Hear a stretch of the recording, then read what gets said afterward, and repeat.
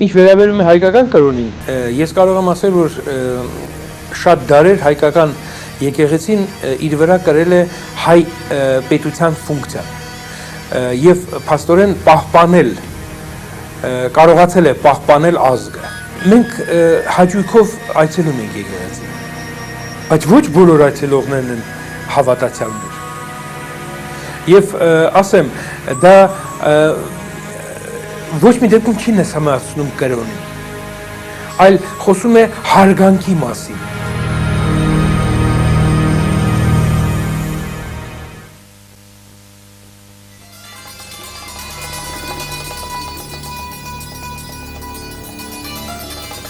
Ամեն ինչ կյանքում սկիզբ ու վերջ ունի։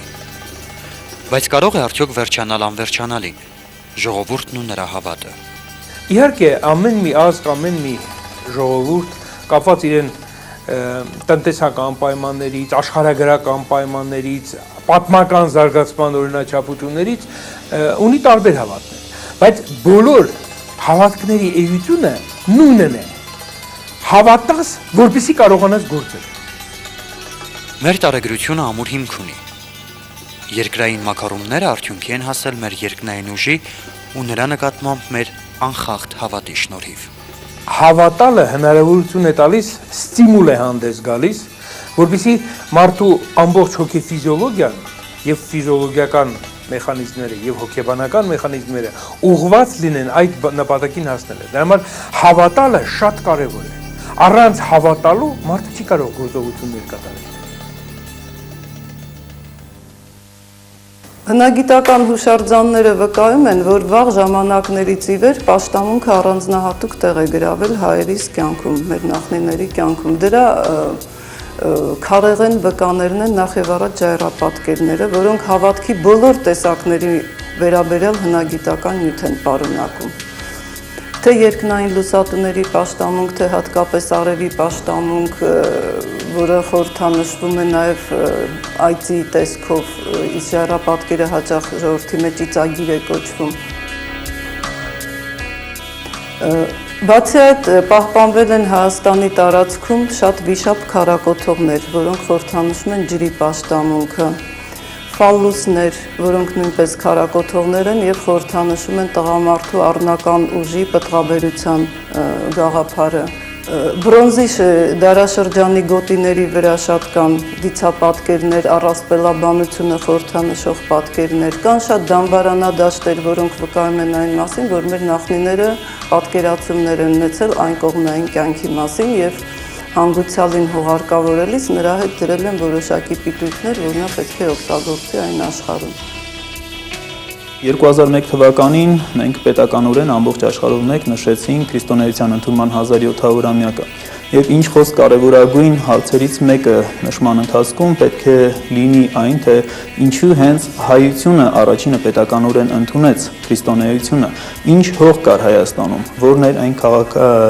կրոնական նախադրյալը, որի վրա եկավ եւ հաստատվեց խաղաղության ու բարության քրիստոնեություն կոչվող կրոնը։ Դիցարանները, որպես աստվածների բույլեր, խմբեր կազմավորվել են պետականության կազմավորմանը զուգընթաց, այսինքն եթե չկա պետականություն, պետական ինչ-որ օրգանիզմ, չի կարող լինել դիցարան։ Հայոց հնագույն դիցարանները շատ վաղ ծագում ունեն եւ թվագրվում են մեր թվարկությունից առաջ 3-րդ հազարամյակով։ Մեր ամենահին աստվածներից են եղել հայ էթնոսի անվանադիր նախնիները, Հայկը, Արամը, Արան։